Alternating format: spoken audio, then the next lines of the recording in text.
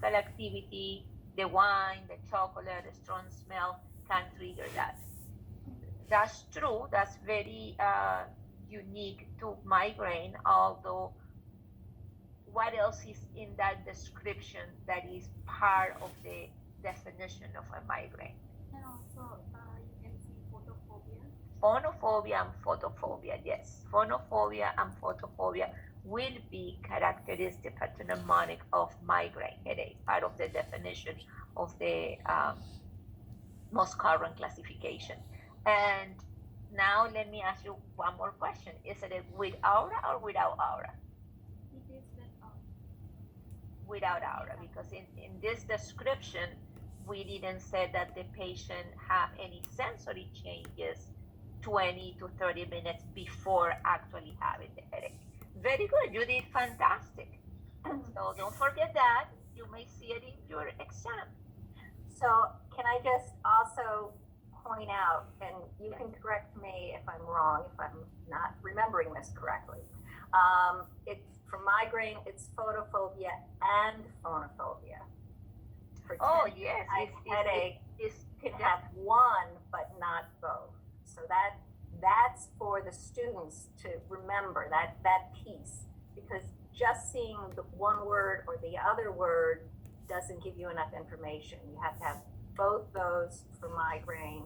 You can have one of them. They are both in the definition. Mm-hmm. Yeah. And I have my slides open so I can go back to confirm the correct information was there. I'm almost there. Give me 1 second. So migraine without aura is photophobia and phonophobia. And that was in slide number 18 from last week, class.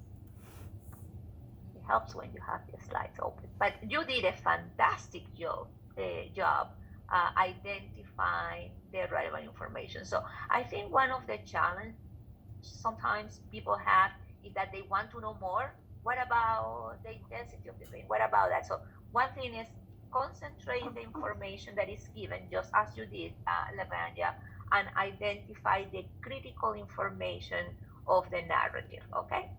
You did fantastic job. Thank you. Thank you. We ready for case 2? I think so.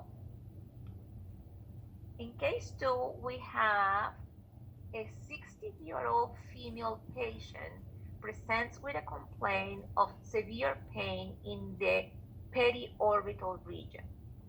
Pain is unilateral. It is described as sharp and electric in nature. Lasts for less than 2 minutes and takes place up to 10 times a day. Wow. Associated features include congestion, facial flushing and lacrimation, and pain in the ipsilateral eye, the same side. Pain is triggered by light touching of the face, cold air, and opening the jaw wide. Intra and extraoral examination, palpation trigger the chief complaint, and the intraoral exam is within normal limits, and the pan is within normal limits. So this is a little challenging because it kind of brings you in 2 directions, right? So let's see what is my next name here in the, and is Zandu, Prabha Deep Zandu. I apologize, but I only see it. But you are always with us. You are always, yes. How are you doing? Hi, I'm doing good. How about you? Doing well. So what do you think this case, based on the narrative given, what will be your diagnosis and why? I think looking at the description, I feel that it seems that it's a case of trigeminal neuralgia. Oh, it could be. It could be. I think that it sounds like some kind of phenotype. But what else is there present that I will say, I don't think it's trigeminal neuralgia? What else do you see there?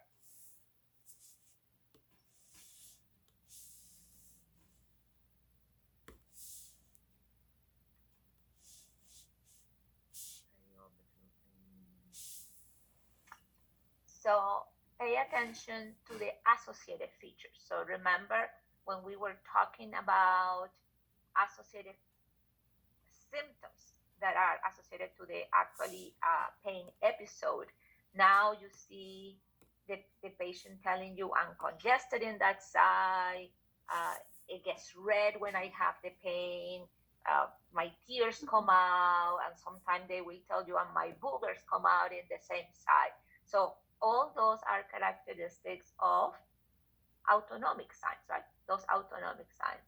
So if I give you the choice, you could say that is a trigeminal autonomic cephalalgia, or I more specifically within that group could mention that it will be cluster headache, which is one of the trigeminal autonomic cephalalgias, okay?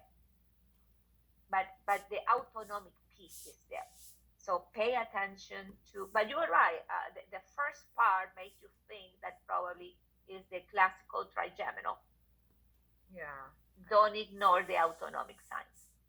Okay. Because in your classical trigeminal, if I didn't put those autonomic characteristics, it sounds like a classical trigeminal. So yeah, you are with me. Thank you very much. Thank you, Dr. Gonzalez, for explaining.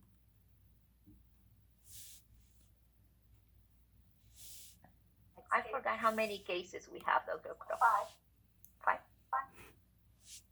And we are doing okay with time? Yes? Okay. And this one, you already gave the answer. Oh, really? Oh, okay. Okay.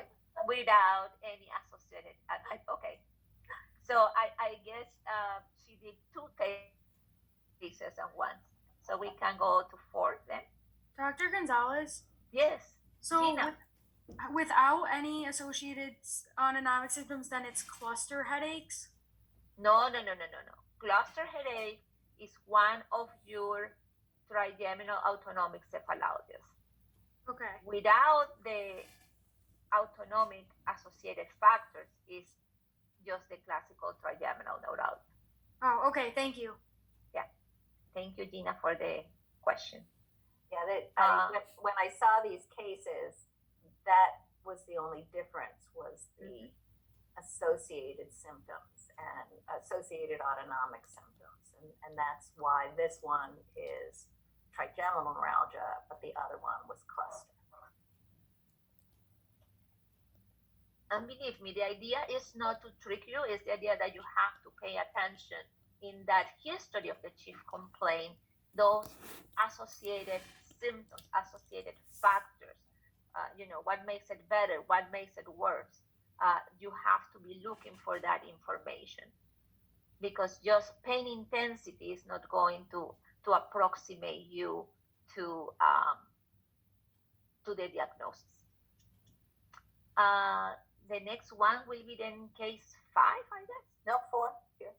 4. So this is a 35-year-old male presents with a chief complaint of moderate pain in the right posterior teeth. Pain is described as dull and throbbing in nature. It can last from minutes to hours.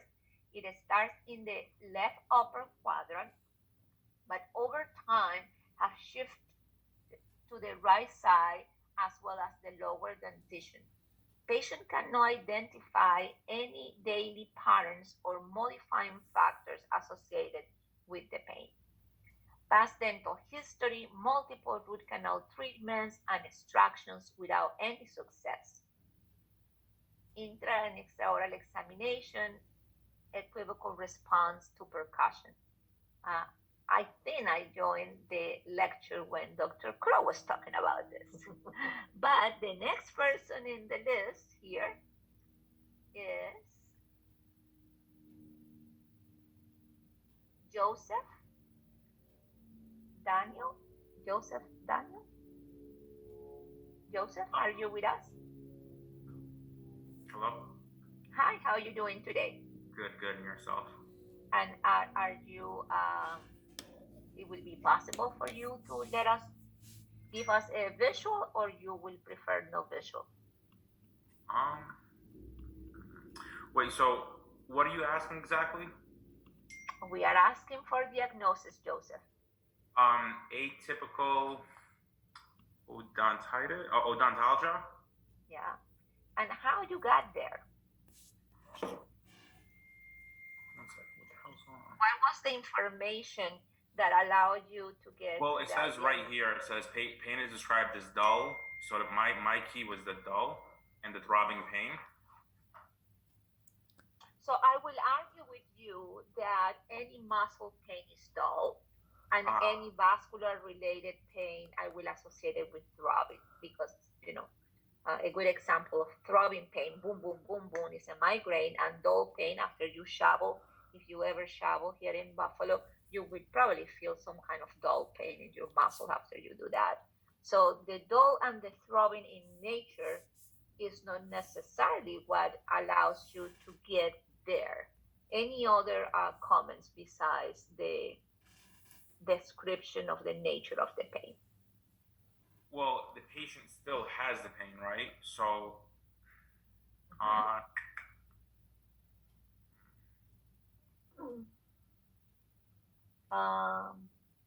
or can I phone a friend? You can call, and the next one is Brian.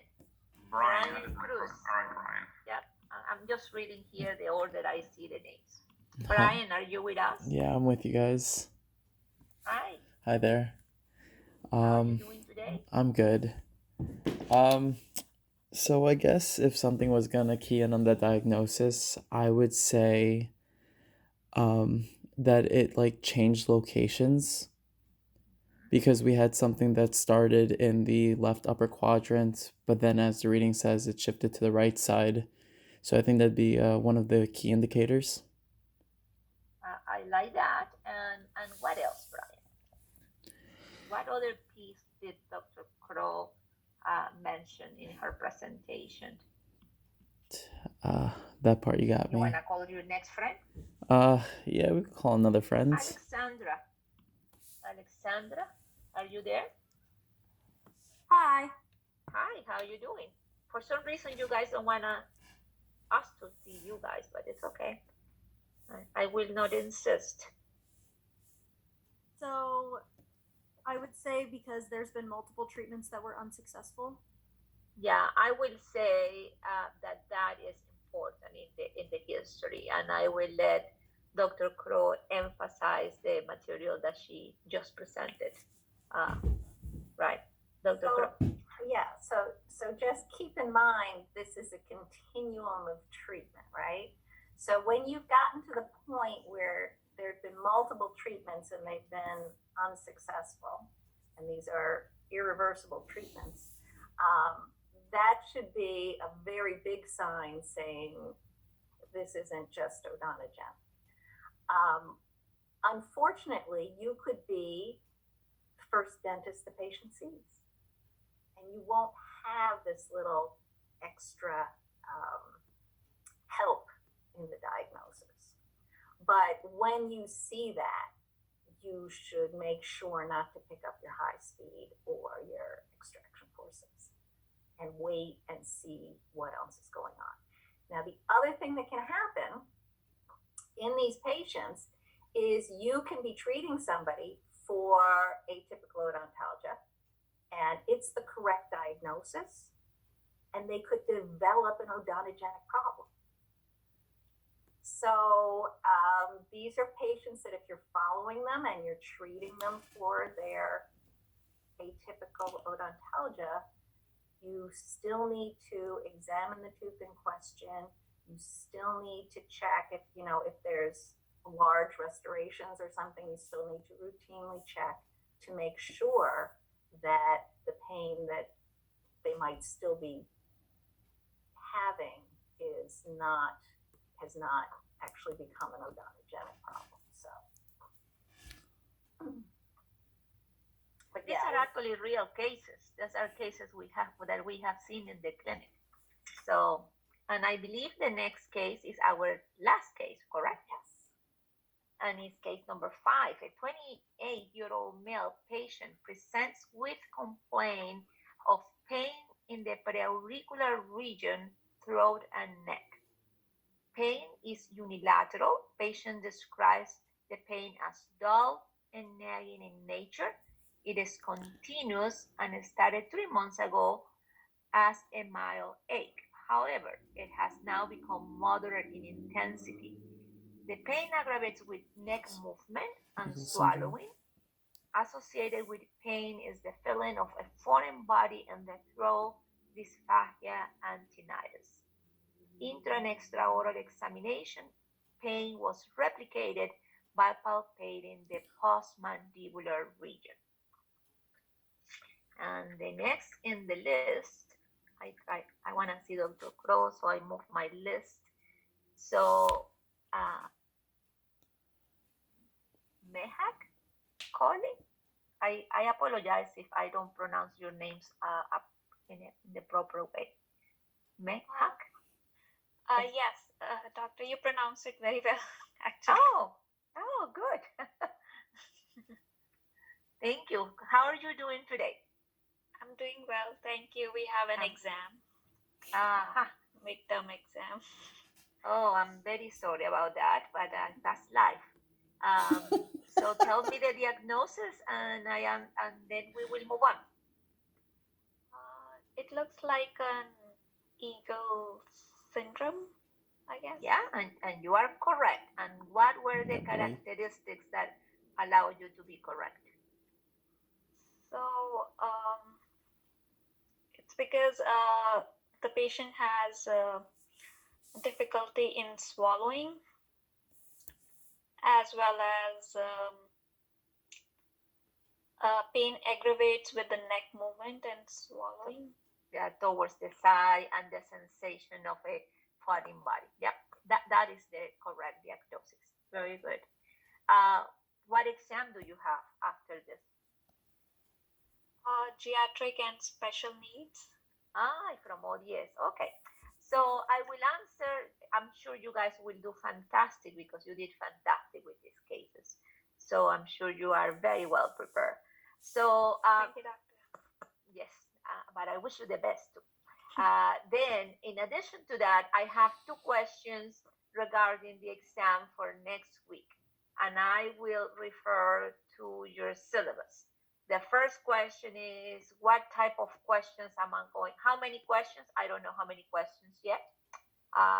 But remember, if we put very few questions, the likelihood for you to fail is very high. So we try to put as many questions as possible to increase the likelihood that you show that you know the material. That's the first question. Second question, what type of questions? As described in the syllabus, first and second examinations will consist of multiple choice questions taken from material presented in the lectures and from the assigned readings. And then there was a third question. The last year class had a take home. Are we going to have a take home? No, you are not going to have a take home because in your syllabus says that all your examinations, first, second, and final, are going to be multiple choice format, and we will do using the multiple choice. So there's no reason to take it home. And you will do using the responder system that we have and that you are very familiar with. So multiple choices, I don't know how many questions yet, neither Dr. Crow and I know. We are working in your examination, and they will not be take-home exams.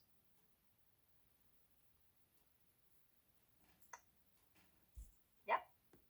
Any further questions, comments? Yes? Mehak?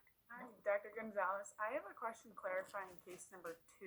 Under your slides with the trigeminal autonomic cephalalgias, would this be like a prime example of the SUNCT? Where there's No, this actually was very characteristic of cluster. Oh, Oh, I thought when Jenna was clarifying if it was cluster headache, it No. was not. No, it was. So what I mentioned, if you go to your slide number number 29, right? In that presentation, trigeminal autonomic cephalgias. Yeah, Among that's what I those was looking- trigeminal autonomic cephalgia, there is cluster, paroxysmal hemicrania, hemicrania continua, and sunk. And the only Mhm. one that we discussed was cluster headaches. Okay. So Now these autonomic characteristics are present in those 4 different ones. It's just that for this class, we limit to cluster. Why? Because the other 3, first, they are not very prevalent. Second, they are very difficult. And third, pretty much part of the differential diagnosis is putting them in treatment and see if they respond to a specific pharmacological agents. So within the autonomic, I gave you the most common and the easiest one to diagnose. Mhm. So- Okay. That makes sense, Annalise? Yes, it does. Okay. Thank you. and just for the class, I think that it would be unfair for us to put a question that had more than one trigeminal autonomic cephalgia in there if that was going to be one of the answers. And the reason is experts can't tell which it is based on this. So we don't expect that. So your choice there would have only had cluster. It wouldn't have had cluster and sunk. So Yeah. you know, Okay. Thank you for clarifying. It will. Our intentions in your test is not to confuse you. It's for you to identify what we've been presented to you in class. So remember that as well. So we didn't discuss the other 3. So what should I ask you about the other 3? Make sense, Annalise? Yes, it does. Thank you. Okay.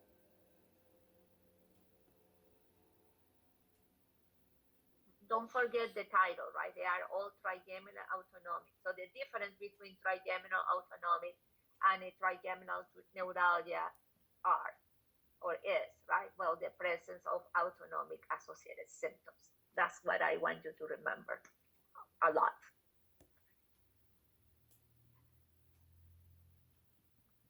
I don't think we have any further questions. They are probably trying to get ready for the next exam. Thank you very much for the students who participated. Thank you, Dr. Crow, for taking care